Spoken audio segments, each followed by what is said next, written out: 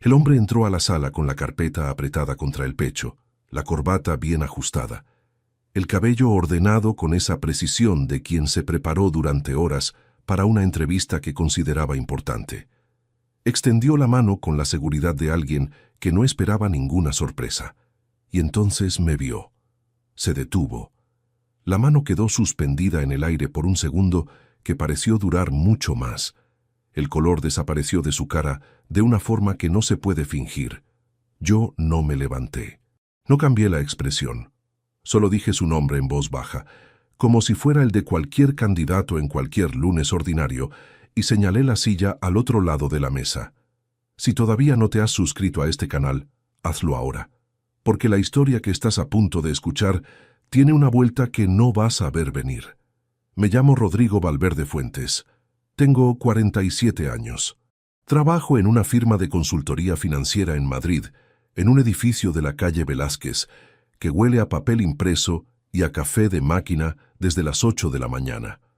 Durante 23 años fui contador público en esa misma firma, el hombre que llegaba primero y se iba último, el que nunca fallaba un plazo, el que resolvía los problemas sin que nadie tuviera que pedírselo 2 veces. No era el más brillante de la sala, pero era el más constante. Y durante mucho tiempo creí que eso era suficiente. Hoy soy el director de recursos de esa firma. Soy yo quien decide quién entra, quién avanza y quién no pasa de la primera entrevista. Y ese lunes de octubre, cuando ese hombre entró por la puerta de mi sala y se quedó paralizado al verme sentado en la cabecera de la mesa, entendí que la vida tiene una forma muy particular de cerrar los ciclos. No con gritos, no con confrontaciones en mitad de la calle, con una silla, con una carpeta de criterios de evaluación, con el silencio de alguien que ya no necesita decir nada para que el otro entienda exactamente en qué posición está. Pero para que entiendas lo que significó ese momento, necesito contarte desde el principio. Necesito contarte cómo era mi vida antes, quién era yo dentro de esa vida, y por qué tardé tanto en hacer lo que siempre supe que podía hacer. Natalia Soler Aguirre entró en mi vida en el invierno de 1998, en una cena de empresa a la que casi no fui.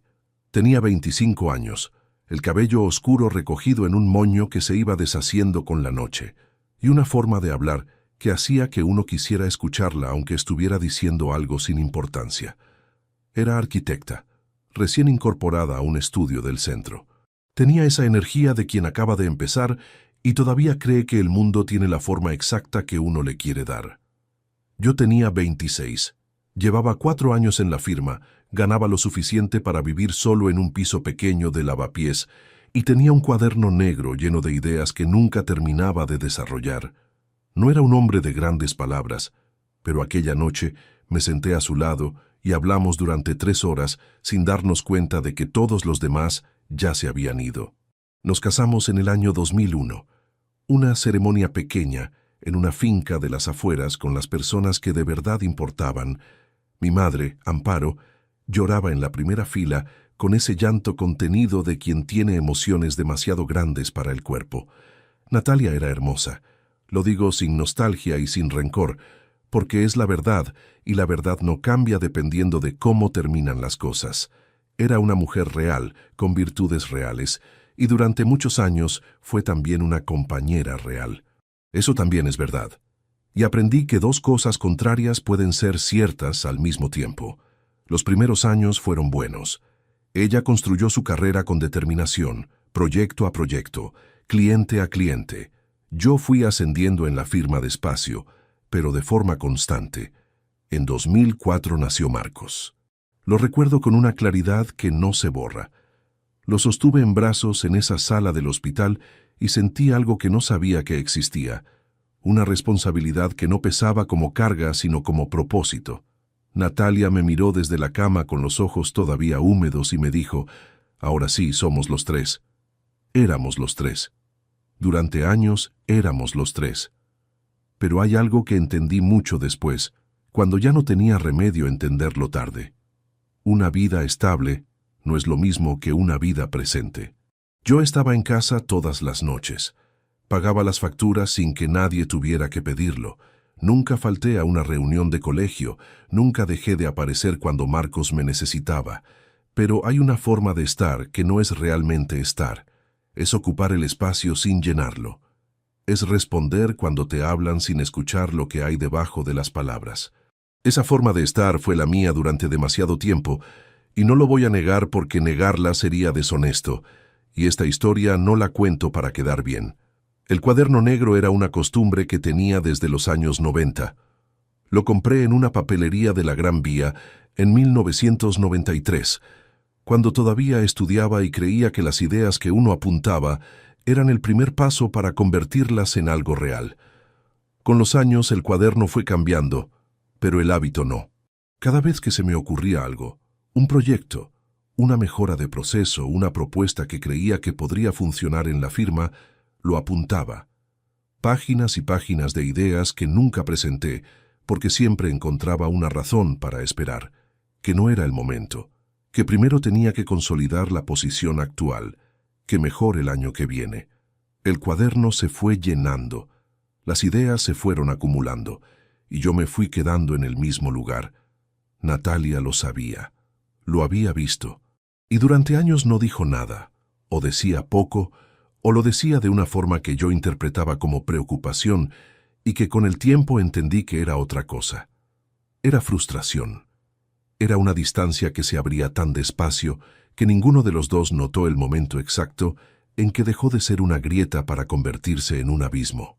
La primera vez que escuché el nombre de Ismael Durán Palomar fue en una cena de un martes cualquiera en el año 2019. Natalia había vuelto de una conferencia de arquitectura y lo mencionó con esa naturalidad con la que se habla de alguien que impresiona. Dijo que había dado una ponencia sobre proyectos de expansión urbana, que tenía una forma de presentar las ideas que hacía que todo pareciera posible. Ese hombre sí que sabe hacia dónde va, dijo, y siguió comiendo. Yo asentí, pregunté algo sobre la conferencia, cambié el tema. No le di importancia porque no había razón aparente para dársela. Era solo un nombre en una conversación de martes. Pero los nombres que se dicen sin importancia son los que más tarde pesan. Ismael Durán tenía 38 años en ese entonces. Consultor independiente, con un perfil que brillaba en las presentaciones y un historial que, como descubriría mucho después, tenía más promesas que resultados. Era el tipo de hombre que llena una sala cuando habla, el tipo de hombre que convence antes de demostrar. Y Natalia, que siempre valoró la ambición por encima de casi todo, fue encontrando en él algo que llevaba años buscando sin decírmelo. No lo supe entonces, no lo intuí siquiera. Durante 2 años más, el nombre de Ismael apareció en conversaciones sueltas, en referencias casuales, en comparaciones que al principio no sonaban a comparaciones. En el proyecto que presentó Ismael, hacían así. Ismael decía en la conferencia que el sector necesita gente que arriesgue más. Yo escuchaba, asentía, y seguía siendo el hombre que llegaba primero a la firma, que nunca fallaba un plazo, que resolvía los problemas sin que nadie se los pidiera 2 veces. Lo que no hacía era arriesgar. Lo que no hacía era abrir ese cuaderno negro y decir, ya es el momento. Y esa distancia entre lo que era y lo que podía ser fue exactamente la grieta por la que todo terminó entrando. Pero eso todavía no lo sabía esa noche. Todavía creía que lo que teníamos era sólido porque había resistido muchos años. Confundí la duración con la solidez. Confundí la ausencia de conflictos con la presencia de amor. Y cuando finalmente entendí la diferencia, ya estaba sentado solo en el apartamento, con los papeles firmados sobre la mesa y el silencio más pesado que había escuchado en mi vida. Eso vino después, mucho vino después. Lo que importa ahora es que ese lunes de octubre, cuando Ismael Durán Palomar entró por la puerta de mi sala de entrevistas y se quedó paralizado al verme, yo ya no era el mismo hombre que él había conocido de referencias. Era el director de recursos de la firma. Era el hombre que tenía su carpeta de candidatos sobre la mesa. Era el hombre que había construido, en silencio y sin prisas, exactamente lo que siempre pudo construir. Y él no lo sabía, no hasta ese momento. No sabía que usted era el director, murmuró con la voz de alguien que acaba de entender que llegó al lugar equivocado. Yo lo miré. Le señalé la silla. Siéntese, dije. Empecemos. El café de la mañana llevaba 20 minutos en la taza cuando Natalia entró a la cocina con el cabello todavía húmedo y la chaqueta del trabajo en la mano, buscando las llaves entre los papeles del mostrador con esa prisa característica de los martes. Marcos tenía 8 años y ya estaba sentado a la mesa con la mochila puesta, comiendo tostadas con la concentración de quien tiene cosas más importantes en la cabeza que el desayuno. Yo estaba de pie junto a la ventana, con el periódico doblado sin leer, mirando la calle de abajo donde los coches empezaban a acumularse hacia el centro. Era una mañana de febrero de 2012. Normal. Completamente normal. Eso es lo que más me cuesta explicar cuando pienso en aquellos años. No hubo un día en que todo cambiara de golpe. Hubo miles de días completamente normales que fueron construyendo, sin que ninguno de nosotros lo eligiera conscientemente, una distancia que al principio no tenía nombre. Natalia encontró las llaves debajo de una carpeta, me dio un beso rápido en la mejilla sin dejar de moverse, le revolvió el cabello a Marcos y salió. La puerta se cerró. Marcos me miró desde la mesa. «Papá, ¿hoy llegas temprano?» Yo le dije que intentaría. Él asintió con esa resignación tranquila de los niños que ya aprendieron a no contar con lo que no es seguro. Esa escena, o alguna versión de ella, se repitió durante años. Era nuestra rutina, y durante mucho tiempo confundí la rutina con la estabilidad, y la estabilidad con la felicidad, porque nadie me había enseñado a distinguir entre las tres. La firma de consultoría donde trabajaba se llamaba Peñalver y Asociados. Jorge Peñalver la había fundado en los años 80, con 2 socios que después se retiraron, y para cuando yo llegué, en 1994, ya era una de las consultoras medianas más respetadas de Madrid. No era una empresa grande, pero tenía clientes sólidos, reputación construida con décadas de trabajo serio y una cultura interna que premiaba la discreción y la consistencia por encima de cualquier otra cosa. Ese ambiente me formó. Me enseñó que el trabajo bien hecho no necesita aplausos para existir, y durante años esa convicción me sirvió. Con los años fui ascendiendo. Contador junior, contador senior, responsable de auditorías internas, coordinador del departamento financiero. Cada paso fue lento, ganado con trabajo concreto, sin atajos. Jorge Peñalver era un hombre de 60 y tantos años, que hablaba poco y observaba mucho, y cuando te daba una responsabilidad nueva, no te lo anunciaba con ceremonia. Simplemente un día te encontrabas con que ya eras quien tomaba esa decisión, y entendías que la confianza se la habías ganado sin que nadie lo dijera en voz alta. Natalia construía su carrera en paralelo, pero de una forma diferente. Ella era arquitecta en un estudio del centro, que con los años fue creciendo hasta que, a mediados de la década del 2000, decidió abrir su propio despacho. 3 personas al principio, después 5, después 8. Trabajaba con una energía que yo admiraba genuinamente, con esa capacidad de convencer a los clientes de que su visión era exactamente lo que necesitaban. Era buena. No lo digo para suavizar nada de lo que vino después, lo digo porque es la verdad, y omitirlo sería falsificar la historia. Durante los primeros 12 o 13 años del matrimonio, éramos un equipo funcional. No éramos perfectos, pero teníamos algo real. Recuerdo una noche de noviembre del 2008, cuando la firma me encargó una auditoría que debía estar lista en 4 días y que en condiciones normales habría necesitado 2 semanas. Me quedé en casa trabajando hasta las 3 de la madrugada durante 3 noches seguidas. La tercera noche, a las 2:30, Natalia apareció en el estudio con 2 tazas de café y se sentó a mi lado sin decir nada. Se quedó ahí, revisando sus propios planos, mientras yo terminaba los informes, y cuando acabé me dijo, «Ya está, ahora duerme». No era un gesto espectacular, pero era real, y esa clase de gestos reales son los que sostienen una vida compartida. Los guardo porque sería deshonesto borrarlos, y porque entender lo que perdimos requiere entender también lo que existió. El problema no fue que Natalia fuera una mala persona. El problema fue que con el tiempo empezamos a querer cosas distintas sin decírnoslo. Ella quería expansión, riesgo calculado, proyectos que rompieran el molde. Yo quería consistencia, profundidad, construir bien lo que ya tenía antes de saltar a lo siguiente. Ninguna de las dos formas de ver el mundo es equivocada, pero son difíciles de sostener juntas cuando nadie las pone sobre la mesa y las mira de frente. El cuaderno negro estaba en el cajón izquierdo de mi escritorio en casa.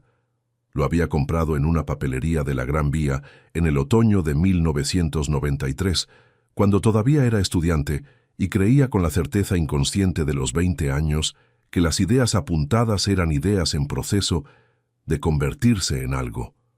Con los años, el cuaderno cambió de tamaño y de color, pero el hábito no.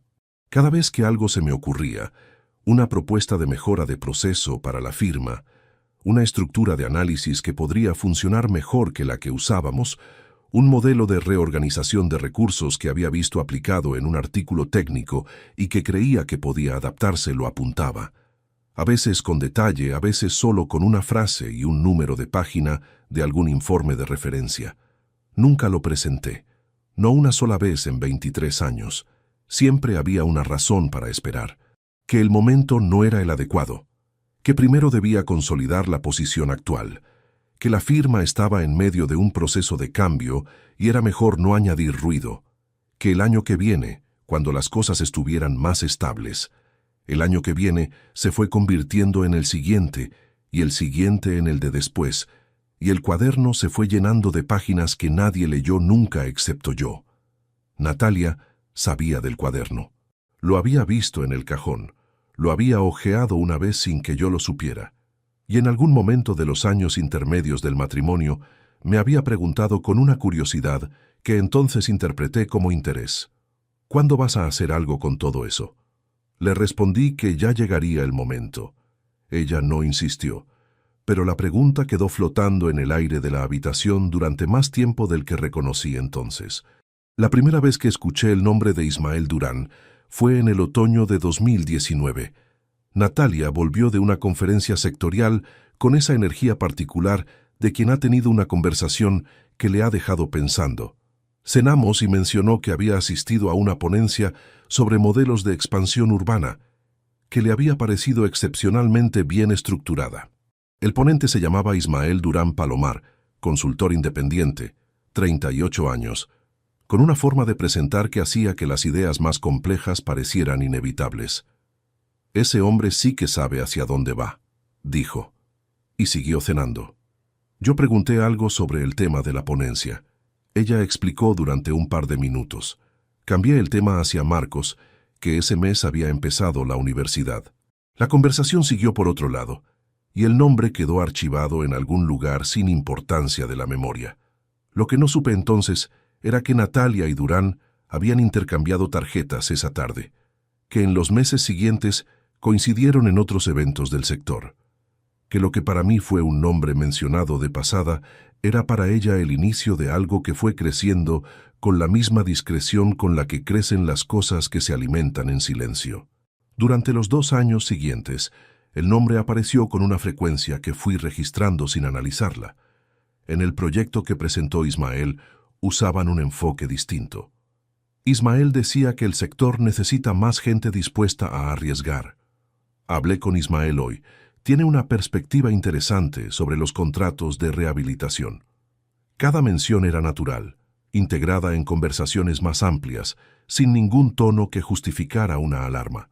Y yo, que había pasado 23 años aprendiendo a detectar irregularidades en columnas de números, no estaba aplicando la misma atención a las conversaciones de mi propia casa.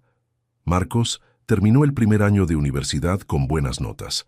Había elegido Administración de Empresas, una carrera que a mí me había parecido coherente con sus capacidades, aunque él tardó meses en decidirse. Era un chico tranquilo, más parecido a mí que a su madre en las formas, aunque con la determinación de ella cuando se fijaba en algo. En enero de 2021, lo incorporé a la firma como becario, con una indicación formal que firmé yo mismo. Quería que aprendiera desde adentro, que viera cómo funciona realmente una empresa antes de tener que dirigirla.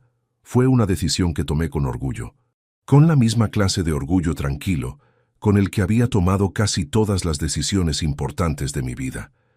Ese orgullo, meses después, iba a costarme algo que todavía me cuesta nombrar con precisión.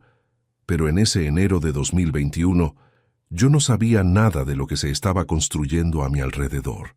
Solo sabía que tenía un hijo en la firma, una esposa con un despacho de arquitectura que seguía creciendo, y un trabajo que conocía tan bien que a veces me preguntaba si conocerlo tan bien era parte del problema. El cuaderno negro seguía en el cajón izquierdo del escritorio. Todavía no era el momento, o eso me seguía diciendo. «Rodrigo, ¿has visto mi tablet? La dejé aquí ayer». Natalia entró al salón con la mirada recorriendo las superficies, el bolso ya colgado en el hombro, lista para salir. Era un jueves de enero de 2022, poco después de las 8 de la mañana. Yo estaba de pie junto a la estantería, buscando un informe que necesitaba llevar a la firma. Le señalé la mesa del comedor sin mirarla. Ella la recogió, la metió en el bolso y salió en menos de 40 segundos. La puerta se cerró. El apartamento quedó en silencio, nada fuera de lo habitual. Eso era exactamente el problema. Hacía semanas que las mañanas funcionaban así. Movimientos paralelos en el mismo espacio, frases cortas, eficiencia sin contacto. No había tensión visible, no había discusiones, no había ningún momento concreto que uno pudiera señalar y decir, aquí empezó. Solo esa sensación de que dos personas que comparten una casa han dejado de compartir el mismo ritmo y que ninguna de las dos lo está nombrando, porque nombrarlo obligaría a hacer algo al respecto. Yo lo notaba, lo había notado desde finales del otoño anterior, pero me decía que era el trabajo, que ella estaba en medio de un proyecto grande, que los ciclos de cualquier matrimonio largo incluyen temporadas de distancia que se resuelven solas si uno no las convierte en problema. Me lo decía con la misma convicción con la que me había dicho durante años que el momento para el cuaderno negro todavía no había llegado. Era bueno convenciéndome de las cosas que me resultaba más cómodo creer. El nombre de Ismael Durán seguía apareciendo. Menos que antes, lo cual en lugar de tranquilizarme debería haberme alertado. Cuando algo que estaba presente deja de estar presente de golpe, no es porque haya desaparecido, es porque aprendió a moverse sin hacer ruido. Pero entonces yo no tenía esa lectura. Solo registraba la ausencia del nombre como una señal de que las cosas se habían normalizado, que aquel entusiasmo pasajero de Natalia por ese consultor brillante había perdido intensidad con el tiempo. Lo que en realidad había pasado era que la conversación sobre Ismael Durán había dejado de necesitar mi salón para existir. A mediados de enero, un miércoles por la tarde, salí de la firma una hora antes de lo habitual. Jorge Peñalver había cancelado la última reunión del día y aproveché para adelantar trabajo desde casa. Cuando llegué al edificio, el portero me saludó con normalidad. Subí en el ascensor, abrí la puerta con la llave sin hacer ruido particular y al entrar escuché la voz de Natalia en el pasillo. Hablaba en voz baja, con ese tono de quien no quiere que el sonido viaje demasiado lejos. Decía, «No, ahora no puedo, te llamo luego», y colgó. Cuando apareció en el salón me encontró dejando el maletín en la silla. Se detuvo una fracción de segundo, lo suficiente para que yo lo notara, pero no lo suficiente para que fuera obvio. «Llegas temprano», dijo. Era una observación, no una pregunta. Le dije que Peñalver había cancelado la reunión. Ella asintió, dijo que iba a terminar unos planos en el estudio y desapareció pasillo adentro. Me quedé en el salón con el maletín en la mano. La llamada podía ser de cualquier persona. Un cliente, una proveedora, su hermana que vivía en Valencia. No había ningún motivo concreto para pensar otra cosa. Pero había algo en la forma en que había cortado la conversación al escucharme entrar, algo en ese medio segundo de pausa antes de hablar, que se instaló en algún lugar entre el estómago y el pecho y no terminó de irse. Esa noche cenamos. Hablamos del proyecto en el que ella estaba trabajando, de una reunión que yo tenía el viernes, de Marcos, que había mencionado que quería cambiar de turno en la firma para coincidir más con un grupo de compañeros. La conversación fue normal, fluida incluso. Y eso era lo más desconcertante, que todo por fuera seguía funcionando con la apariencia de siempre, mientras algo por dentro había empezado a moverse de una forma que yo todavía no sabía nombrar. Fue en la primera semana de febrero cuando vi a Marcos. Yo llegaba a la firma a las 8:45 todas las mañanas. Era una costumbre de años, casi un ritual. Entrar cuando el edificio todavía estaba medio vacío, preparar el café en la sala común, revisar los correos del día anterior antes de que empezara el movimiento. Ese jueves llegué a mi hora habitual. Saludé al portero de recepción y subí por las escaleras al segundo piso, donde estaba mi despacho. Al doblar el pasillo que llevaba hacia el área de becarios, vi a Marcos de espaldas junto a la fotocopiadora, con el teléfono en la mano, leyendo algo en la pantalla con una concentración que no era la concentración de quien revisa un mensaje de trabajo. Me detuve antes de que me viera. No fue una decisión consciente, fue un reflejo. Él no había llegado todavía al ángulo desde el que habría podido notar mi presencia. El turno de Marcos empezaba a las 10. Eran las 8:10 de la mañana de un jueves. Esperé un momento. Él guardó el teléfono, recogió unos papeles de la bandeja de la fotocopiadora y se dio la vuelta. Me vio. Algo cruzó su cara, muy rápido, antes de que la expresión se recompusiera en algo neutral. «Papá, buenos días». Su voz era normal, pero los papeles que sostenía los había ajustado contra el pecho de una forma que no era natural. Le pregunté qué hacía tan temprano. Me dijo que había quedado con un compañero para revisar unos documentos antes de que llegara el resto del equipo, que así aprovechaban mejor la mañana. Sonaba razonable. Era el tipo de respuesta que cualquier hijo diligente podría dar. Pero había un detalle que no encajaba. La fotocopiadora del área de becarios no estaba en el pasillo donde yo lo había visto. Estaba en la sala contigua, al final del corredor. Marcos estaba usando la fotocopiadora del área de administración, a la que los becarios no tenían acceso directo sin autorización. No dije nada. Le respondí que bien, que siguiera, y continué hacia mi despacho. Me senté frente al escritorio. Encendí el ordenador. Y durante los primeros 20 minutos de esa mañana no hice ninguna de las cosas que tenía pendientes. Solo estuve sentado mirando la pantalla, poniendo en orden los fragmentos sueltos que hasta ese momento no había querido conectar. La llamada cortada de Natalia al escucharme llegar. La frecuencia con la que Ismael Durán había aparecido en conversaciones durante 2 años. La forma en que ese nombre había desaparecido de repente, sin razón aparente. Y ahora Marcos, en la firma 1 hora y 50 minutos antes de su turno, con papeles que no debería haber estado fotocopiando en esa área, con esa expresión de un segundo que se recompone demasiado rápido. Podían ser coincidencias. Cada fragmento por separado era explicable. Pero llevaba 23 años trabajando con números, y los números me habían enseñado una cosa. Cuando varios elementos que deberían ser independientes aparecen agrupados sin una razón obvia, la explicación más probable no es la coincidencia. Me obligué a continuar con el día. Tenía 3 reuniones y un informe que entregar antes del viernes.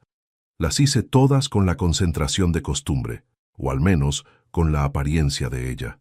Pero debajo de esa superficie, algo había empezado a moverse con una lentitud irreversible, como esas grietas en una pared que parecen pequeñas hasta que un día ya no lo son. Esa tarde, al salir, pasé por el área de recepción y de forma completamente casual, mientras conversaba con Elena, la coordinadora administrativa de 20 años en la firma, mencioné que había visto a Marcos muy temprano esa mañana. Elena levantó la vista de su pantalla y dijo que sí, que lo había visto llegar, que últimamente venía antes de su turno de vez en cuando. Le pregunté si sabía con quién solía quedar esas mañanas. Ella dudó un momento, con esa expresión de quien no está seguro de si está diciendo algo que no debería. La verdad es que no lo he visto con ningún compañero en particular cuando llega temprano. Normalmente está solo. Solo. No con ningún compañero revisando documentos como me había dicho. Salí a la calle con ese dato instalado en algún lugar al que todavía no le había dado nombre. El aire de febrero era seco y frío, y la calle estaba llena de gente que volvía a casa después del trabajo, y yo caminé durante 2 manzanas antes de darme cuenta de que había pasado mi parada de metro. Esa noche, cuando llegué al apartamento, Natalia estaba en el estudio con la puerta entreabierta. La escuché teclear. Marcos había mandado un mensaje diciendo que cenarían con unos amigos. Me preparé algo en la cocina. Me senté a la mesa solo, y mientras comía fui pensando con calma en lo que tenía y lo que no tenía. Lo que tenía eran señales, piezas sueltas, que todavía no formaban una imagen completa, pero que habían dejado de parecerme irrelevantes. Lo que no tenía era nada concreto, nada que pudiera poner sobre una mesa y decir, esto es lo que está pasando. Eso tendría que cambiar.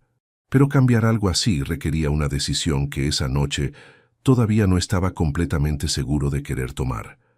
Porque hay una diferencia enorme entre sospechar y saber. Y una vez que uno decide buscar la verdad, sin red, sin la posibilidad de volver atrás a decirse que era solo una impresión, ya no hay forma de dejar de mirar. Me fui a dormir sin haber tomado ninguna decisión. Pero al día siguiente, cuando abrí los ojos antes de que sonara el despertador, ya sabía que la había tomado mientras dormía. Lo que todavía no sabía era lo que iba a encontrar. La taza de café que le había preparado a Natalia seguía en la mesita del salón, con el vapor todavía subiendo en hilo fino, cuando vi la pantalla encendida. Era un sábado de marzo de 2022, las 11:20 de la mañana. Natalia había salido al cuarto de baño dejando el tablet sobre el cojín del sofá, pantalla hacia arriba, con la aplicación de mensajes abierta. Yo pasaba por detrás del sofá, camino a la cocina, con los 2 vasos del desayuno en la mano. No me detuve a leer. No tomé ninguna decisión consciente de mirar. Fue el movimiento natural de los ojos hacia una pantalla encendida en un espacio donde todo lo demás estaba quieto.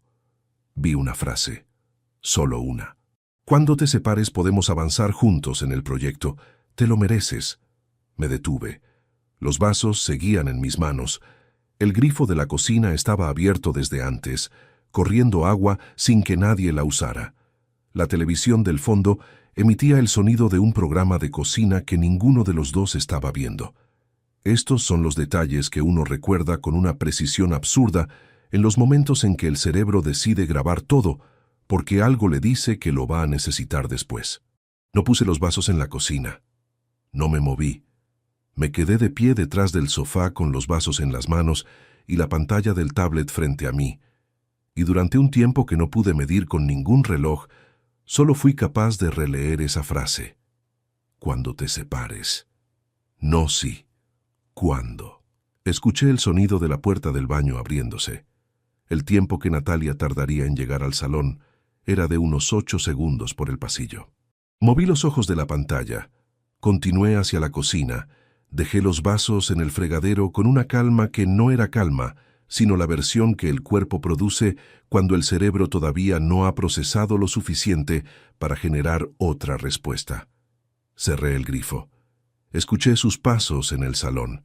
Escuché el sonido del tablet siendo recogido del sofá. No salí de la cocina durante casi 2 minutos.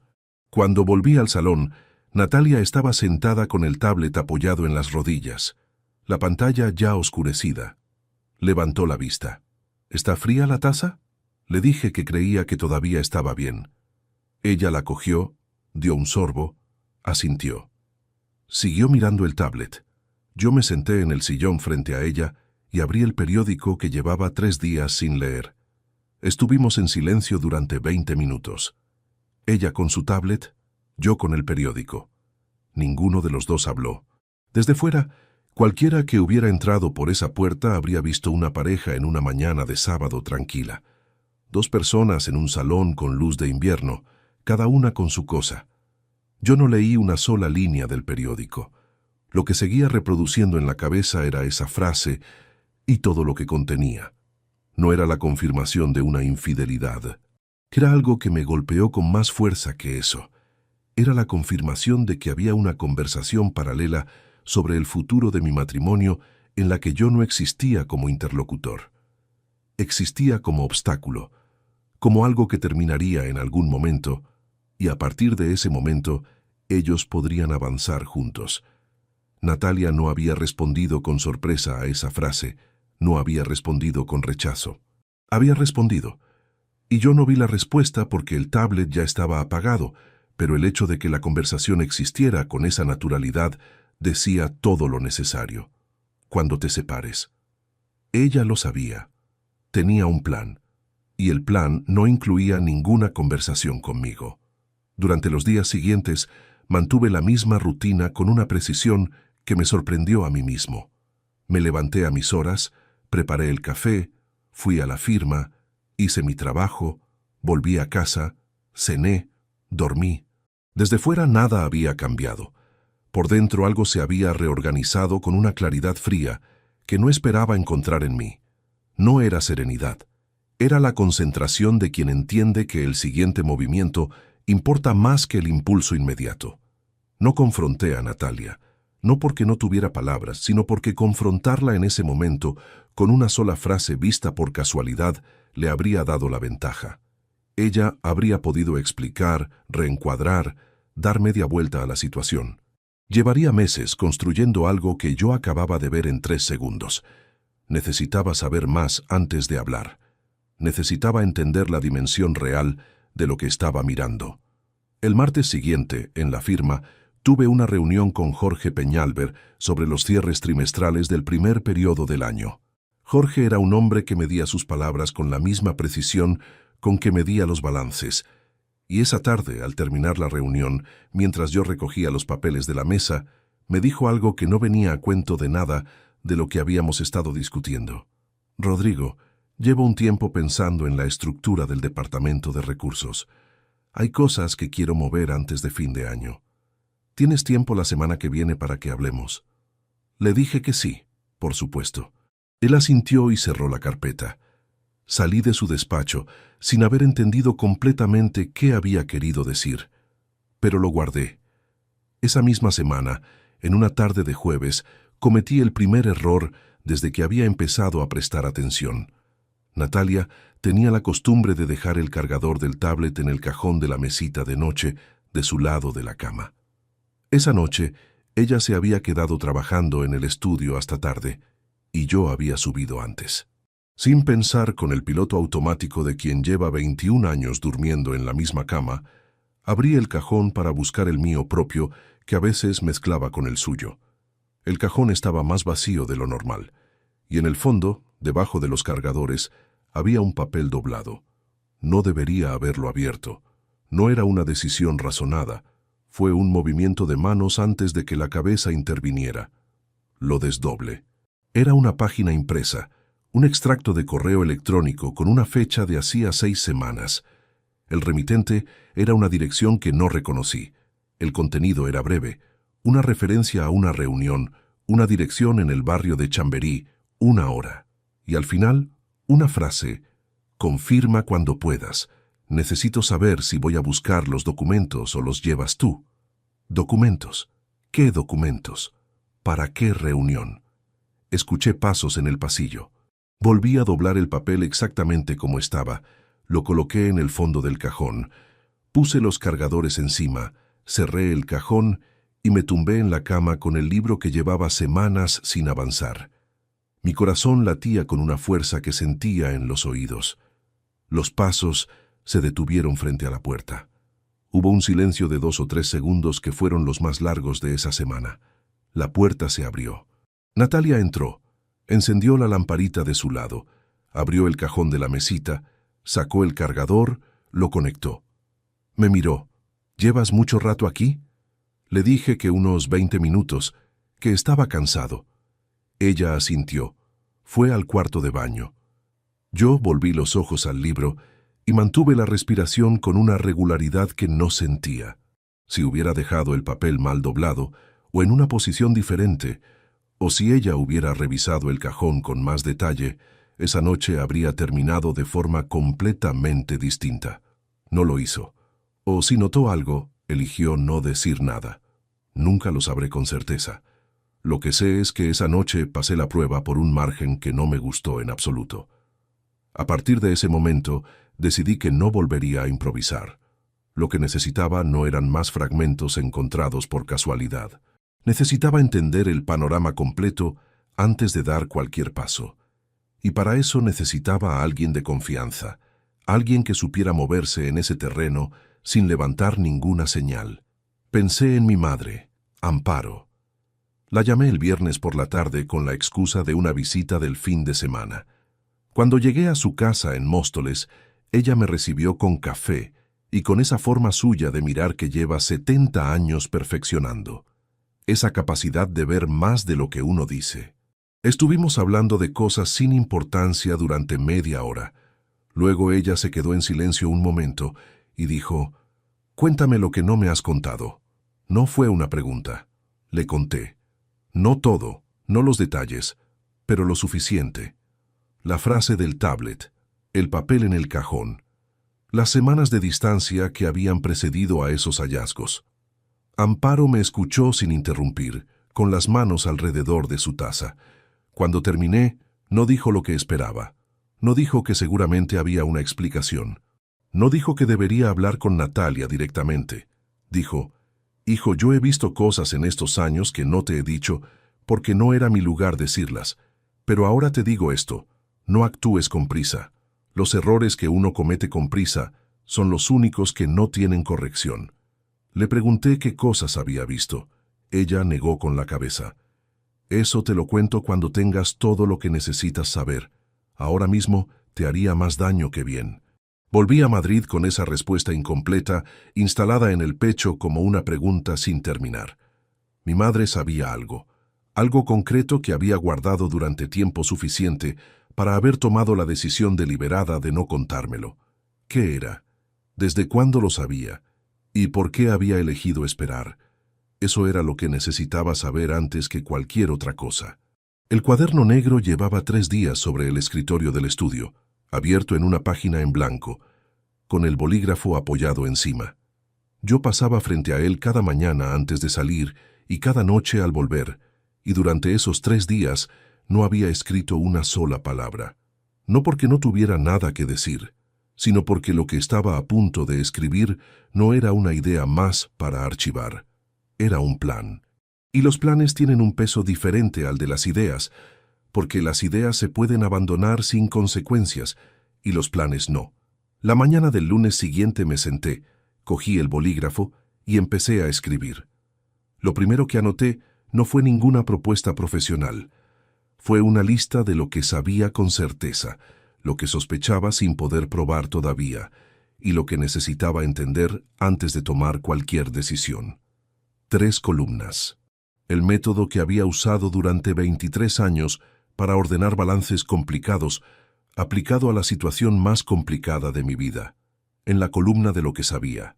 Una frase en un tablet que hablaba de una separación futura en tiempo presente, no condicional. Un papel en un cajón con una referencia a documentos y una dirección en Chamberí. Un hijo que aparecía en la firma antes de su turno con explicaciones que no se sostenían al contrastarlas. Una madre que guardaba algo que había decidido no contarme todavía. En la columna de lo que sospechaba, que la relación entre Natalia e Ismael Durán había dejado de ser profesional en algún momento de los últimos 2 años. Que Marcos lo sabía, o sabía algo. Que los documentos del papel encontrado en el cajón tenían que ver con una consulta legal o con algo que Natalia estaba preparando en silencio. En la columna de lo que necesitaba, información sobre el historial profesional real de Ismael Durán, más allá de lo que Natalia había mencionado en los últimos años. Conocer qué tipo de documentos podría estar moviendo Natalia y por qué, y entender qué sabía Marcos con exactitud. Cerré el cuaderno, guardé la lista en una foto en el teléfono y arranqué la página. Esa semana, en paralelo con el trabajo habitual de la firma, empecé a moverme con la metodología que había aprendido a lo largo de 2 décadas auditando cuentas, sin prisa, sin saltar pasos, verificando cada dato antes de construir sobre él. Lo primero fue Ismael Durán. Con el nombre completo y el sector en el que trabajaba, no fue difícil encontrar su trayectoria en registros públicos y en publicaciones del ámbito de la consultoría independiente. Lo que encontré fue exactamente lo que presentaba bien a distancia y se deshacía al mirarlo de cerca. 3 proyectos de envergadura en los últimos 6 años, todos con entrada sonora en prensa sectorial y ninguno con una entrega documentada de resultados. 2 empresas con las que había colaborado que ya no existían.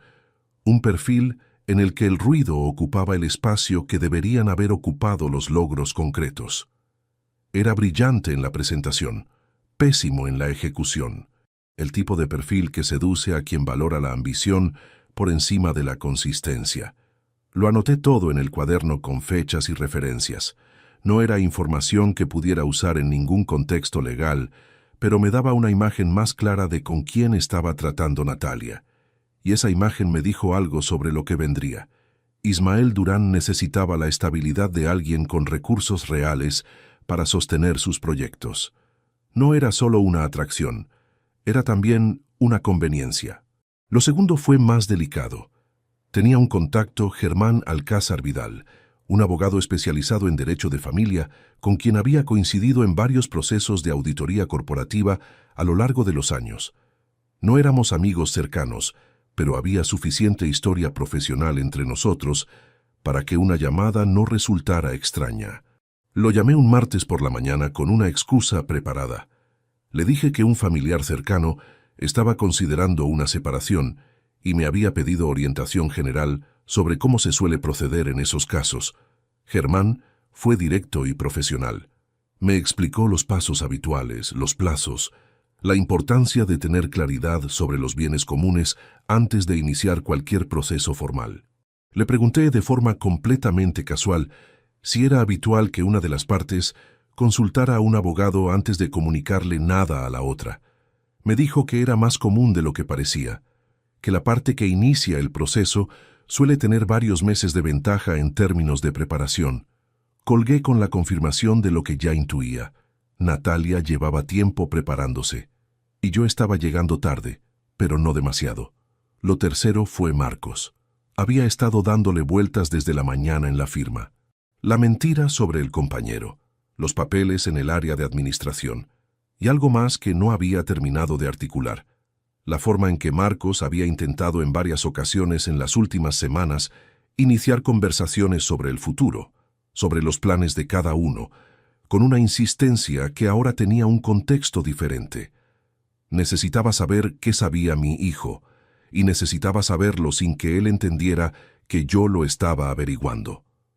Le propuse quedar para comer el jueves siguiente. Un restaurante cerca de la firma, los 2 solos. Él aceptó sin dudar, con una normalidad que podía ser inocencia o podía ser la misma actuación que yo estaba aprendiendo a reconocer en los gestos de las personas que me rodeaban. El jueves llegamos al restaurante a la 1:30. Pedimos, hablamos de la firma, de su trabajo, de un proyecto en el que le habían dado más responsabilidad. Todo fluía con la naturalidad de siempre. Hasta que en un momento, mientras esperábamos los segundos platos, Marcos apoyó los codos en la mesa y me dijo con una calma estudiada: «Papá, ¿cómo están las cosas en casa? Con mamá me refiero».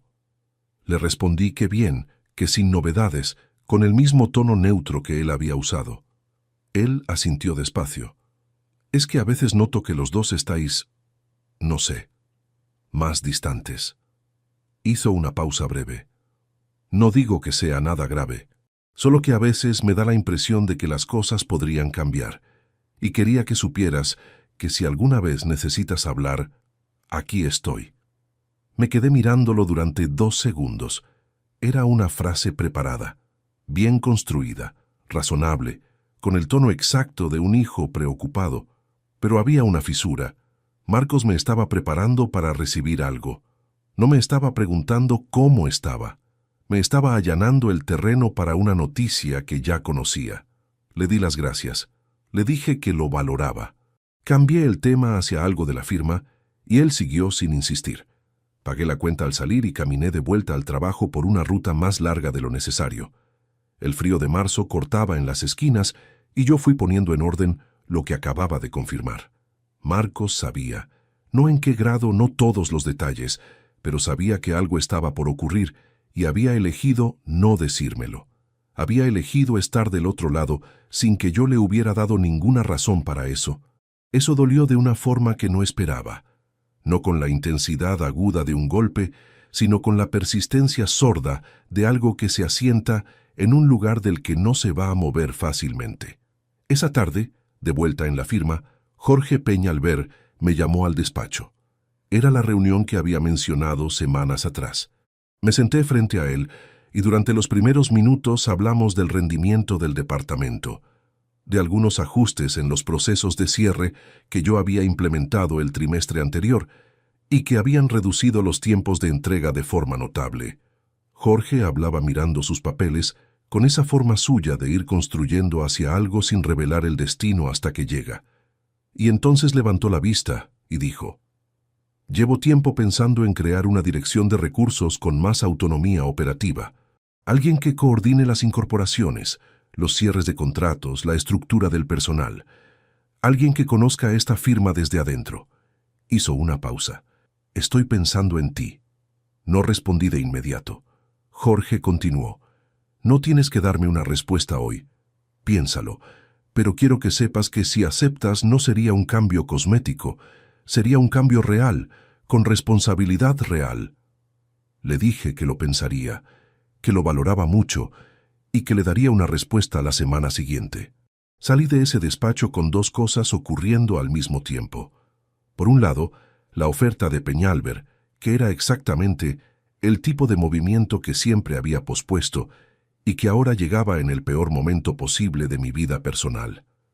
Por el otro, la certeza de que si había un momento para dejar de posponer, ese era. Esa noche abrí el cuaderno negro en el escritorio del estudio. Pasé las páginas con lentitud, leyendo los proyectos y propuestas acumulados durante años. Ideas que habían envejecido bien, otras que ya no tenían vigencia, algunas que con los ajustes adecuados podían ser exactamente lo que Peñalver necesitaba para justificar la nueva dirección. Empecé a trabajar, no en borrador, en propuesta real, con estructura, con datos, con argumentación. Eran las 12:30 de la noche cuando escuché a Natalia entrar al apartamento. Había dicho que cenarían tarde con un cliente. La escuché dejar las llaves en el plato de la entrada, pasar por la cocina, detenerse un momento frente a la puerta del estudio. La puerta estaba entreabierta. Desde donde estaba sentado, yo podía ver el pasillo en el ángulo del espejo de la pared. Vi su silueta detenida frente a la puerta. Un segundo, dos. Yo no moví la cabeza. Seguí escribiendo con el mismo ritmo, como si no supiera que estaba ahí. Si hubiera levantado la vista en ese momento, si nuestras miradas se hubieran cruzado, habría tenido que responder preguntas para las que todavía no tenía todas las respuestas preparadas. Ella siguió de largo hacia el dormitorio. Yo exhalé sin hacer ruido y seguí escribiendo. 2 días después, llevé la propuesta terminada al despacho de Jorge Peñalver. La dejé sobre su mesa sin decir mucho. Él la leyó en silencio durante 12 minutos mientras yo esperaba sentado. Al terminar cerró la carpeta y dijo una sola cosa: «¿Por qué tardaste tanto?». No tuve una respuesta para eso que valiera la pena decir en voz alta, pero la pregunta se quedó conmigo durante días, porque la respuesta real no tenía nada que ver con la firma ni con Peñalver, ni con ningún cálculo profesional. Tenía que ver con una forma de vivir que había confundido durante demasiado tiempo con responsabilidad y que en realidad era otra cosa: miedo, no al fracaso. Miedo a descubrir que podía más de lo que me había permitido intentar. Eso era lo que el cuaderno negro había estado guardando durante todos esos años. Y mientras yo terminaba de entenderlo, en algún lugar de Madrid, Natalia estaba ultimando algo que cambiaría la forma de todo lo que vendría después. Algo que involucraría a Marcos de una manera que yo todavía no conocía en su totalidad. Eso lo descubriría pronto. Más pronto de lo que habría querido. «Rodrigo, necesito que hablemos». Era un domingo por la mañana, el 3 de abril de 2022. Natalia estaba de pie en el umbral de la cocina con una taza en las manos que no se había llevado a los labios desde que la había servido. Yo estaba sentado a la mesa con el ordenador portátil abierto, revisando los últimos ajustes de la propuesta que Peñalver ya había aprobado en líneas generales. Cerré el ordenador despacio. La miré. Ella mantuvo los ojos en la taza un momento antes de levantarlos. «Quiero separarme», lo dijo sin adornos, sin preámbulo largo, sin construcción gradual hacia la frase. Solo esas 4 palabras en el silencio de una mañana de domingo, con el sonido de la calle 4 pisos más abajo. No respondí de inmediato, no porque no tuviera nada que decir, sino porque en ese momento el cuerpo y la cabeza tardaron unos segundos en ponerse de acuerdo sobre qué clase de respuesta era la correcta. Llevaba semanas sabiendo que esto llegaría. Lo había visto en una pantalla encendida. Lo había leído entre líneas en un café con mi hijo. Lo había confirmado en la consulta cautelosa con Germán Alcázar. Sabía que iba a llegar.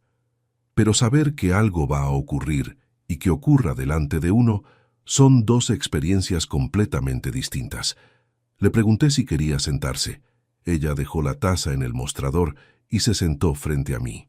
Y durante la media hora siguiente tuve la conversación más extraña de mi vida. Extraña porque yo sabía más de lo que ella creía que yo sabía, y tenía que escuchar su versión de los hechos sin revelar en ningún momento que la versión completa ya la tenía parcialmente reconstruida. Natalia habló con una calma que claramente había ensayado.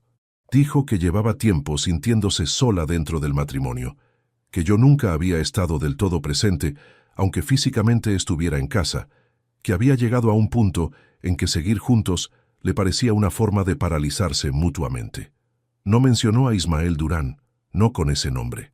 Habló de que había conocido a personas que le habían hecho ver que quería cosas diferentes, en plural, sin concretar. Lo suficientemente vago para no mentir del todo, lo suficientemente impreciso para no tener que confirmar nada. Yo la escuché hasta el final. Cuando terminó, le pregunté una sola cosa. «¿Desde cuándo lo has decidido?» Ella dijo que llevaba meses pensándolo. Le dije que lo entendía. Le dije que si eso era lo que necesitaba, procedería como ella considerara adecuado. Y eso fue todo. La reacción que Natalia esperaba no era esa. Lo vi en su cara. Esperaba resistencia, o preguntas incómodas, o al menos una señal de que la decisión le afectaba de una forma visible.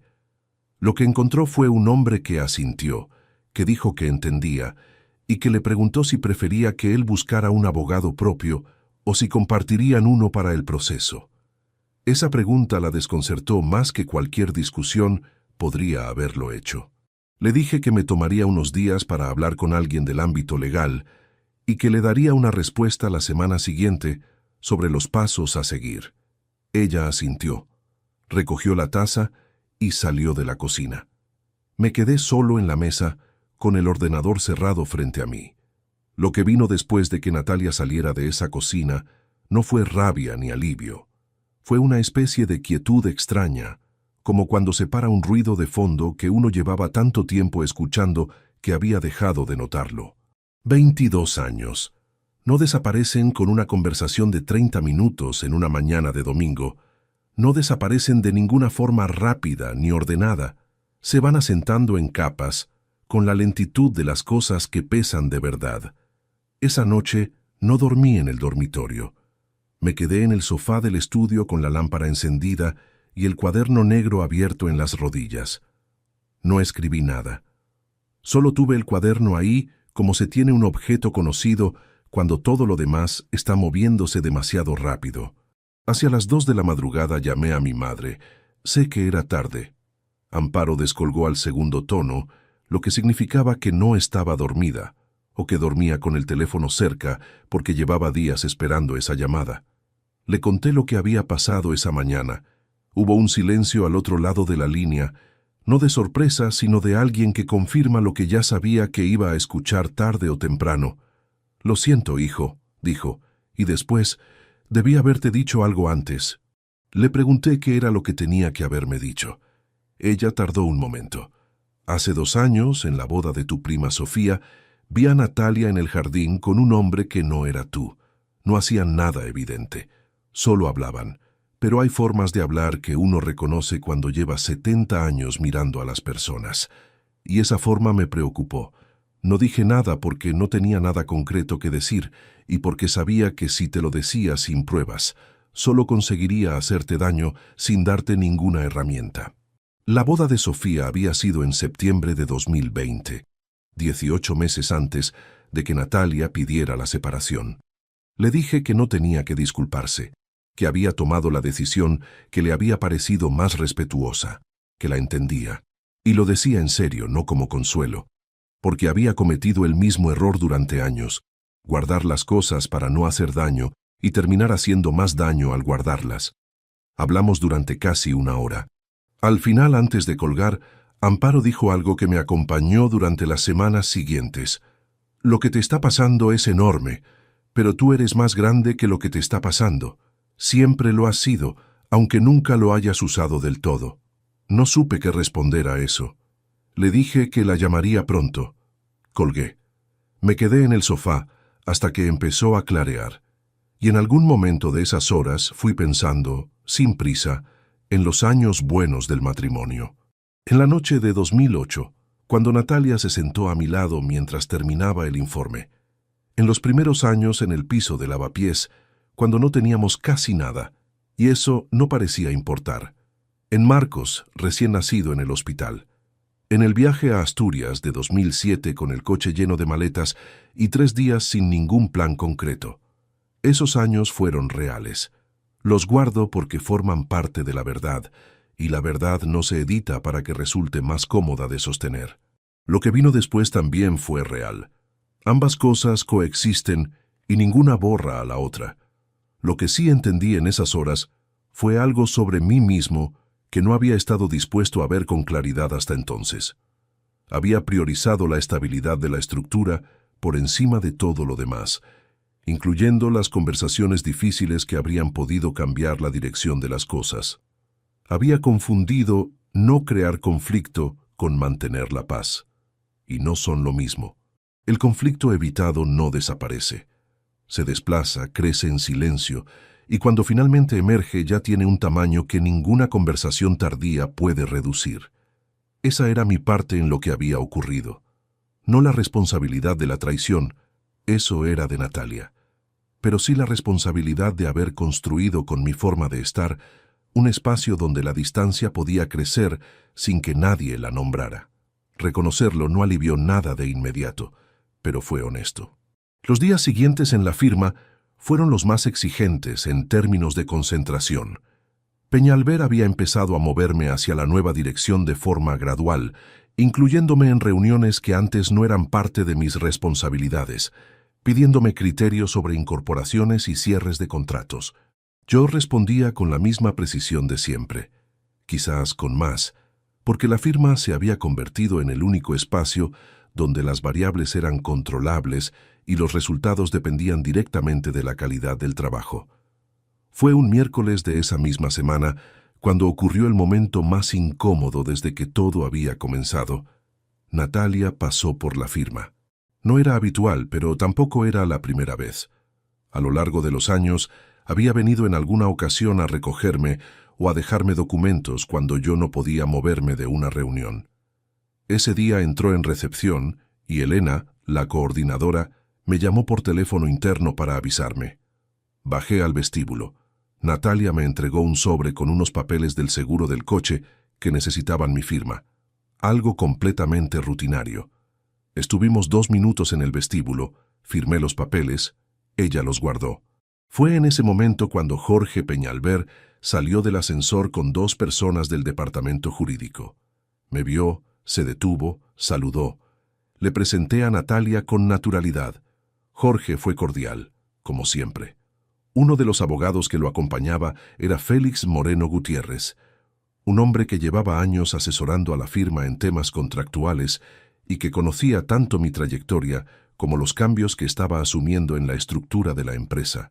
Félix estreché la mano de Natalia y dijo, con esa tendencia suya a ser más informativo de lo necesario, Rodrigo está en un momento muy interesante en la firma. El cambio que viene va a ser importante. Natalia sonrió. Dijo que me lo merecía. Y en sus ojos, solo por un instante, vi algo que no era orgullo ni alegría, sino una especie de cálculo rápido, como quien recibe una información que no tenía y la está procesando en tiempo real. Ella no sabía que Peñalver me había ofrecido la dirección. Hasta ese momento no lo sabía. Despedí a Natalia en la puerta con normalidad. Volví arriba con Peñalver y los abogados y terminamos la reunión que teníamos pendiente. Pero durante el resto de esa tarde, una parte de mí estuvo evaluando qué significaba que Natalia acabara de enterarse de que mi posición en la firma estaba a punto de cambiar de forma sustancial. Si hasta entonces el plan que tenía con Ismael Durán se había construido sobre la imagen de un Rodrigo Valverde que llegaría hasta donde siempre había llegado, esa información cambiaba las variables, y las personas que planifican con la frialdad con la que ella lo había hecho no dejan cambiar las variables sin reajustar el plan. Lo que haría con eso era lo que no podía anticipar todavía, y esa incertidumbre era la más difícil de sostener. El correo de Jorge Peñalver llegó un martes de octubre de 2022 a las 9:04 de la mañana. 2 líneas, sin preámbulo. Rodrigo, el nombramiento está firmado. Desde el lunes eres director de recursos. Pasa por mi despacho antes de las 11. Lo leí 2 veces. Lo cerré. Seguí con el informe que tenía abierto en la pantalla. No hubo celebración interna, ni alivio explosivo, ni ninguna de esas respuestas que uno imagina que tendrá cuando llega algo que lleva años esperando. Fue más parecido a la sensación de encajar una pieza que ya sabías dónde iba. La propuesta que había llevado a Peñalver en primavera había sido implementada a lo largo del verano con resultados medibles. Reducción de 18% en costes operativos del tercer trimestre, reorganización de 3 contratos de personal que estaban generando fricción interna, y un protocolo de incorporaciones que acortaba los plazos a menos de la mitad. No era suerte. Era trabajo que llevaba 23 años acumulándose en páginas de un cuaderno que nunca habían tenido destino hasta que lo tuvieron. Peñalver me recibió esa mañana con la misma economía de gestos de siempre. Me explicó el alcance formal del cargo, las responsabilidades nuevas, el equipo que pasaría a reportarme. Al final dijo, «Tenías esto hace 10 años. Lo que cambia ahora es que ya no lo estás postergando». No era un reproche. Era una observación de alguien que había estado mirando durante mucho tiempo y esperando a que yo llegara a la misma conclusión. Le dije que tenía razón, que tardé más de lo necesario. Él asintió y cerró la carpeta. La reunión había terminado. Los meses que siguieron a la separación habían tenido esa textura particular de las reconstrucciones lentas, días en que todo funcionaba con una normalidad sorprendente, y noches en que el silencio del apartamento tenía un peso específico que no terminaba de hacerse liviano. Me había mudado a un piso de alquiler en el barrio de Arganzuela en mayo, 3 semanas después de que Natalia y yo formalizáramos el inicio del proceso con nuestros respectivos abogados. Era un piso más pequeño que el apartamento donde habíamos vivido, con una cocina estrecha y una ventana del salón que daba a un patio interior, pero era un espacio que tomaba forma según mis propios hábitos, y nadie más. Eso tenía un valor que no había anticipado. El proceso de separación fue técnicamente limpio. Germán Alcázar me representó con la misma eficiencia discreta que había mostrado en los años de trabajo conjunto. No hubo conflictos mayores sobre los bienes, porque no había mucho que dividir. El piso estaba a nombre de los dos y se vendió, con la parte correspondiente a cada uno transferida sin disputa. Natalia tenía su despacho de arquitectura, que era enteramente suyo. Yo tenía mi posición en la firma, que era enteramente mía. Lo que no fue limpio fue la semana en que Marcos no me devolvió las llamadas durante 5 días seguidos. 5 días de silencio que dijeron más que cualquier conversación que hubiéramos podido tener. Cuando finalmente contestó, fue breve. Dijo que necesitaba tiempo para procesar las cosas, que no era fácil para él tampoco, que me llamaría cuando estuviera listo. Colgó. Yo guardé el teléfono y seguí con lo que tenía delante, pero guardé ese silencio de 5 días en el mismo lugar donde guardaba todo lo que todavía no tenía su momento exacto. La firma absorbió una parte significativa de los meses siguientes. El cargo nuevo traía consigo una dimensión del trabajo que era genuinamente diferente a todo lo que había hecho antes. Ya no se trataba solo de analizar números, sino de leer personas, de evaluar perfiles, de tomar decisiones sobre quién entraba y quién no, en una estructura que ahora era parcialmente responsabilidad mía. Era un trabajo que requería un tipo de atención que resultó ser, curiosamente, la misma que había estado desarrollando sin saberlo durante los meses anteriores. La capacidad de observar sin mostrar lo que uno está viendo. Fue en la tercera semana de octubre cuando llegó el sobre. Era un sobre ordinario, dentro de la bandeja de correo interno de la firma, mezclado con documentación administrativa habitual. Tenía mi nombre en la parte delantera con la designación del cargo nuevo, lo que significaba que había sido enviado después de que el nombramiento fuera comunicado internamente. Lo abrí sin ninguna anticipación particular. Dentro había un currículum, candidatura para la vaga de consultor senior que el departamento había publicado 2 semanas antes a través de una plataforma de empleo del sector.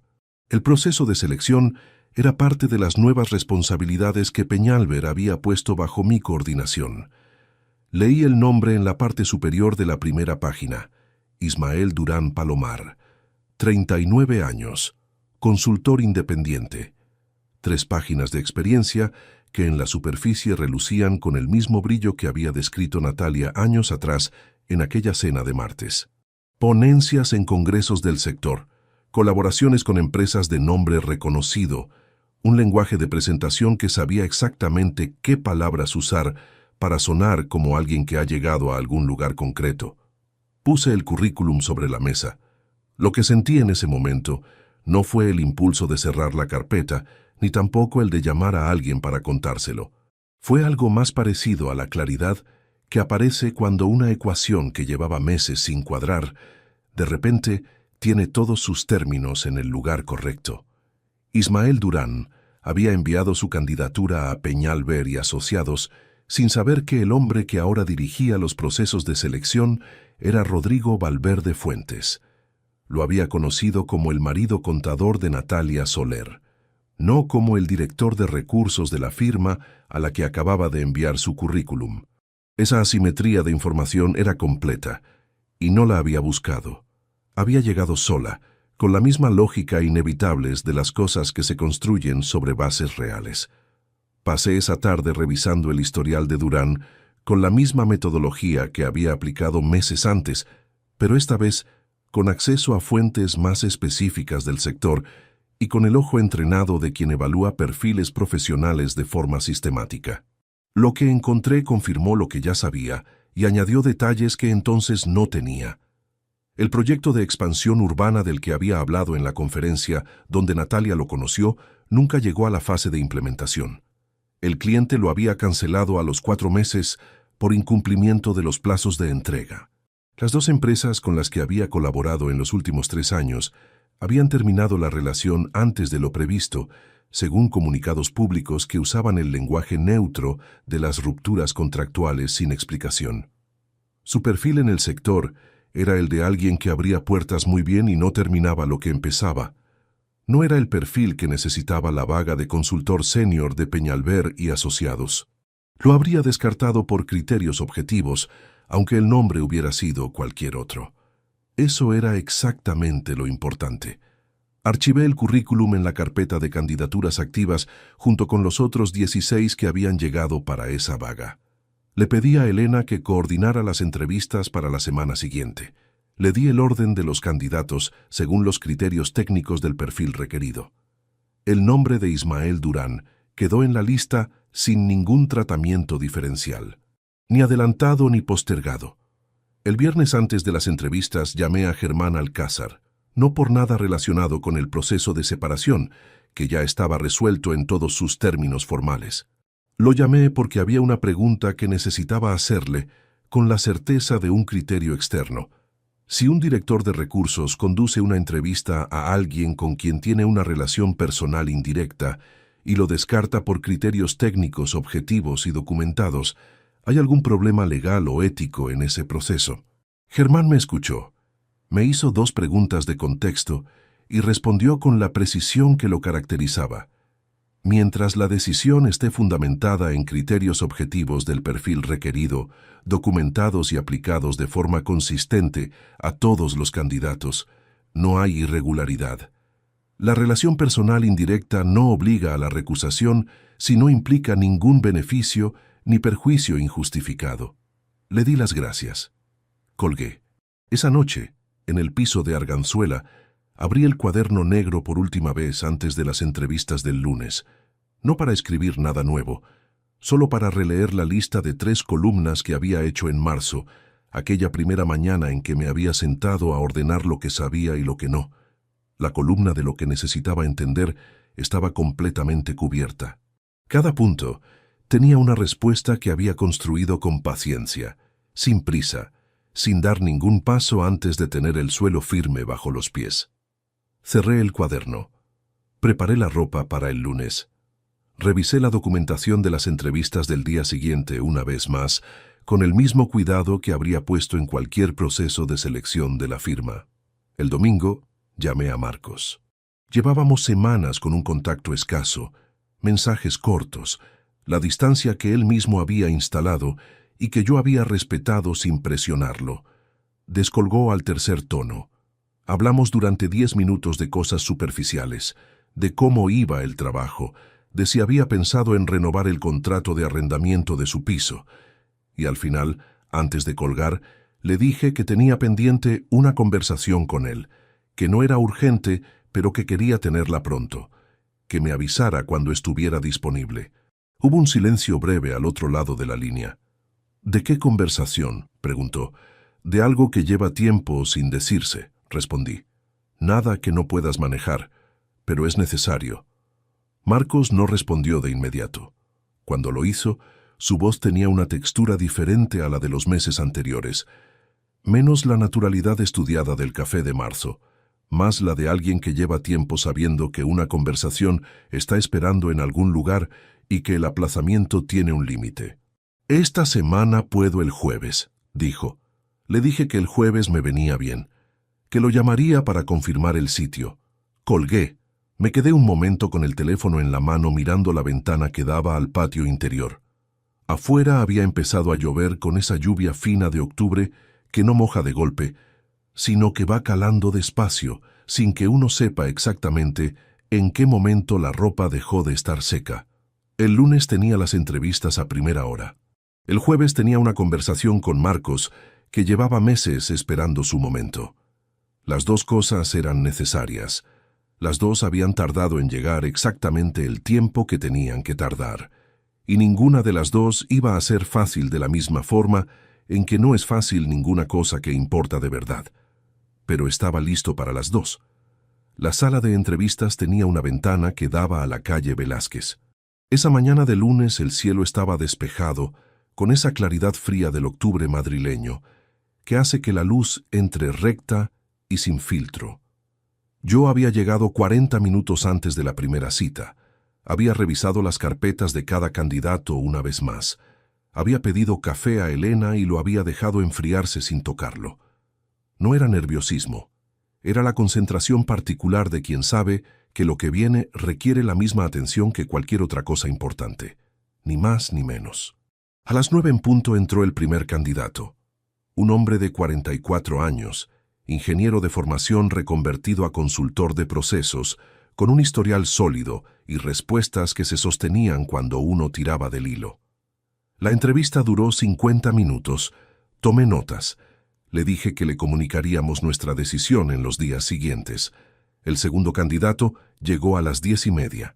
Economista, experiencia en el sector financiero, buena capacidad analítica pero poca experiencia en entornos de consultoría externa. 40 minutos. Notas. La misma frase de cierre. El tercero estaba citado a las 12. A las 12 menos 2 minutos, Elena me llamó por el interno para avisarme que el candidato había llegado y estaba en recepción. Le dije que lo hiciera subir. Escuché los pasos en el pasillo. La puerta se abrió. El hombre que entró medía aproximadamente 1,80 m. Llevaba un traje azul oscuro bien ajustado, el cabello ordenado con precisión, y sostenía una carpeta de piel contra el costado, con la seguridad de quien lleva años sabiendo causar buena impresión en los primeros 30 segundos. Extendió la mano mientras avanzaba hacia la mesa con una sonrisa que era exactamente la sonrisa de alguien que confía en que ese gesto va a establecer el tono favorable de todo lo que sigue. Y entonces me vio. La mano quedó suspendida. La sonrisa no desapareció del todo de inmediato. Ese tipo de reacciones tarda un instante más de lo que uno quisiera, pero algo en los ojos cambió antes de que el resto de la cara tuviera tiempo de recomponerse. El color se fue. No de golpe, sino de esa forma que no se puede controlar, porque no depende de la voluntad, sino de algo más profundo que la voluntad. Yo no me levanté. Mantuve la misma postura con la que había recibido a los 2 candidatos anteriores. Carpeta abierta sobre la mesa, bolígrafo en la mano. La expresión neutral de quien está haciendo su trabajo. Dije su nombre. Ismael Durán.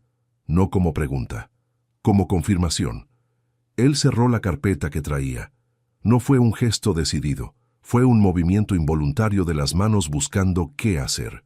No sabía que usted era el director, murmuró. Le señalé la silla al otro lado de la mesa. Siéntese. Empecemos. Hubo un segundo de pausa. Luego se sentó. Lo que siguió durante los 45 minutos posteriores fue técnicamente una entrevista de selección como cualquier otra. Le hice las mismas preguntas que le había hecho a los candidatos anteriores, en el mismo orden, con el mismo criterio. Le pedí que desarrollara su metodología de trabajo en proyectos de larga duración.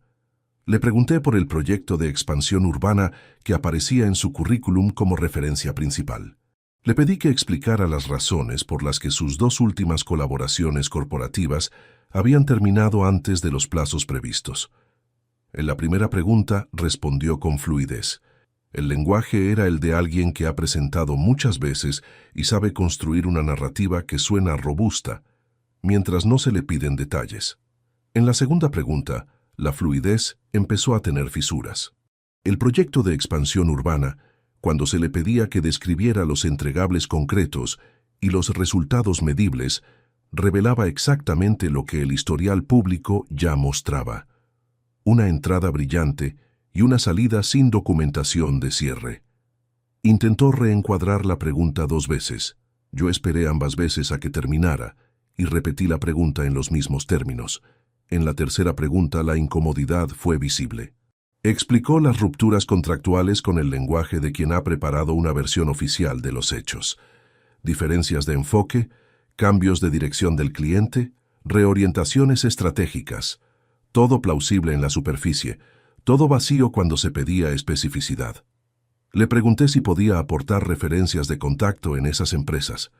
Dijo que los interlocutores con los que había trabajado ya no estaban en esas organizaciones. Le pregunté si tenía documentación de los procesos de cierre. Dijo que lo revisaría y lo haría llegar. Tomé nota de todo, sin ningún cambio de tono, sin ninguna señal que saliera del registro profesional de una evaluación estándar. Al terminar, cerré la carpeta, le dije que valorábamos su tiempo y que le comunicaríamos nuestra decisión en los próximos días. Me puse de pie. Le extendí la mano. Él la estrechó con una firmeza que era el último recurso de alguien que ya sabe cómo ha salido la reunión, pero todavía sostiene la postura por hábito. Cuando llegó a la puerta, se detuvo. Se volvió. Rodrigo.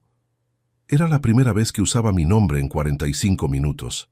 No sé si esto cambia algo, pero quiero que sepas que lo que pasó no fue lo que probablemente crees que fue. Lo miré desde la cabecera de la mesa. Lo que pasó, le dije con la misma calma con la que había conducido toda la entrevista, no forma parte de este proceso. Lo que forma parte de este proceso es si su perfil técnico se ajusta al perfil de la vaga. Y eso ya lo he evaluado. Él sostuvo mi mirada un segundo más. Luego asintió con una lentitud que era la de alguien que entiende que no hay más que decir. Salió. La puerta se cerró.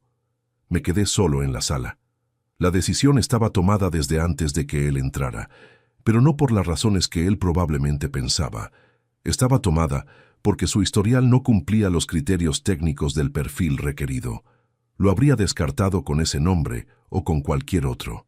Eso era lo que había necesitado asegurarme antes del lunes, que la decisión fuera técnica, documentada, irrefutable. No un acto de rencor, un acto de criterio. Esa tarde redacté el informe de evaluación de los 3 candidatos con el mismo detalle que habría puesto en cualquier auditoría. Criterios cumplidos, criterios no cumplidos, referencias verificadas, observaciones sobre cada perfil. Ismael Durán quedó descartado en el tercer puesto de 3 por insuficiencia técnica en 2 de los 4 criterios del perfil. El informe fue archivado en el sistema de la firma con fecha y hora. Elena enviaría las comunicaciones a los candidatos al día siguiente. El jueves llegó con un cielo encapotado y frío, de ese frío que en Madrid anuncia que el otoño ya no está cediendo terreno. Quedé con Marcos en un bar del barrio de Salamanca, cerca de la firma, a las 7 de la tarde. Un sitio tranquilo, con mesas separadas, sin música de fondo que obligara a subir la voz. Llegué primero. Pedí agua. Marcos llegó 5 minutos después con la chaqueta del trabajo todavía puesta, el cabello ligeramente revuelto del viento de la calle. Se sentó. Pidió un café. Hubo un momento de silencio entre los dos que ninguno llenó con nada inmediato. Fui directo. Le dije que el café de marzo todavía lo recordaba con precisión. La forma en que había abierto esa conversación sobre la distancia entre sus padres, el cuidado con que había construido cada frase y la fecha en que había ocurrido, 3 semanas antes de que Natalia me pidiera la separación formalmente. Marcos no apartó los ojos, los mantuvo en la taza. Le dije que no le estaba preguntando si lo sabía, le estaba diciendo que lo sabía yo, y que lo único que necesitaba que él respondiera era desde cuándo. Hubo un silencio largo. El tipo de silencio que tiene textura propia, que no es vacío sino lleno de todo lo que alguien está decidiendo si decir o no decir. Luego Marcos dijo: «Desde el verano anterior. Mamá me lo contó en agosto. Me dijo que las cosas iban a cambiar, que quería que yo estuviera preparado. Le pregunté si había pensado en decirme algo. Sí», dijo. Esa respuesta me sorprendió más que un no habría sorprendido. Pensé en llamarte varias veces, pero no sabía cómo decírtelo sin destruir algo. Y al final no hice nada, que fue lo peor que podía hacer. No le respondí de inmediato. Lo que había dicho tenía honestidad, y la honestidad merecía ser recibida con el mismo peso que tenía, no con una respuesta rápida. Le dije que entendía que la posición en la que lo había puesto Natalia no era sencilla, que no le pedía que hubiera tomado partido, que lo que no podía dejar sin nombrar era que había elegido el silencio mientras seguía aceptando la indicación que yo había firmado para su estagio en la firma, mientras seguía cenando en mi casa, mientras seguía siendo el hijo preocupado que preguntaba cómo estaban las cosas. Esa combinación, el silencio sobre algo relevante y la normalidad mantenida sobre todo lo demás, era lo que había hecho daño, no la lealtad a su madre, la falta de honestidad conmigo. Marcos escuchó todo sin interrumpir. Cuando terminé, asintió despacio. «Tienes razón», dijo, «solo eso, sin justificaciones adicionales, sin intentar reencuadrar nada». Esas 2 palabras, dichas con esa sencillez, valían más que cualquier explicación elaborada. Le dije entonces lo que había preparado, que el apoyo al alquiler de su piso quedaba suspendido a partir del 1 de diciembre, 30 días para que pudiera hacer los ajustes necesarios, que la renovación de su contrato en la firma dependería exclusivamente de la evaluación técnica de su trabajo, sin ninguna consideración de su apellido, como debería haber sido desde el principio, que eso no era un castigo, era la corrección de una situación que nunca debió haberse construido sobre una indicación personal mía, y que a partir de ahora él tendría que sostener con su propio criterio o no sostenerla. Marcos escuchó todo esto mirando la mesa. Cuando levanté los ojos y lo miré, vi en su cara algo que no había visto en ninguna de las conversaciones de los últimos meses. No la naturalidad estudiada, no la preocupación calculada, sino algo más parecido al peso real de quien entiende que las consecuencias de sus decisiones no son abstractas. Antes de que se levantara a irse, le dije una última cosa. «No te pido que hubieras elegido mi lado. Te pido que no hubieras fingido que no había lados. Él se quedó quieto un momento. Luego se puso de pie, recogió la chaqueta y dijo, «Entendido, papá». Sin dramatismo, sin escena. Salió del bar y yo me quedé con el vaso de agua en la mano mirando la calle a través del cristal. No sé exactamente cuánto tiempo estuve ahí sentado. Lo suficiente para que el camarero pasara 2 veces y yo no pidiera nada. Estaba pensando en una cosa concreta, en algo que no había tenido espacio de procesar en los meses de movimiento constante de los últimos semestres. Estaba pensando en lo que significa construir algo, no en el sentido amplio, sino en el más literal, poner una cosa sobre otra con suficiente cuidado para que aguante el peso de lo que viene encima. Lo había hecho en la firma durante 23 años. Lo había hecho con la propuesta que le di a Peñalver en primavera. Lo había hecho con cada paso desde marzo, sin saltar ninguno, verificando cada dato antes de actuar sobre él. Y lo que había construido era sólido. No perfecto, no sin costes, no sin las marcas de todo lo que había tenido que atravesar para llegar hasta ahí, pero sólido. Esa noche, de vuelta en el piso de Arganzuela, abrí el cajón del escritorio, saqué el cuaderno negro, lo puse sobre la mesa y pasé las páginas despacio, desde la primera hasta la última. Estaban todas llenas, 23 años de ideas, proyectos, propuestas, observaciones, planes que habían tardado demasiado en encontrar su momento y que finalmente lo habían encontrado. La última página escrita era la lista de 3 columnas de marzo. La miré durante un momento. Luego cerré el cuaderno. En el cajón, debajo del cuaderno negro, había uno nuevo. Lo había comprado hacía 3 semanas, sin ninguna intención específica, simplemente porque el hábito de tener uno era más antiguo que casi cualquier otra cosa en mi vida. Lo saqué. Lo puse sobre la mesa junto al cuaderno viejo. Lo abrí en la primera página. Cogí el bolígrafo. Esta vez no iba a esperar a que llegara el momento. El momento era este. El momento siempre había sido este, y lo único que había cambiado era que ahora lo sabía con una certeza que no necesitaba que nadie más confirmara. Empecé a escribir. Si te gustó esta historia, dale like al video, suscríbete al canal y comparte tus impresiones en los comentarios. Para escuchar la próxima historia, haz clic en la caja de la izquierda. Gracias por vernos.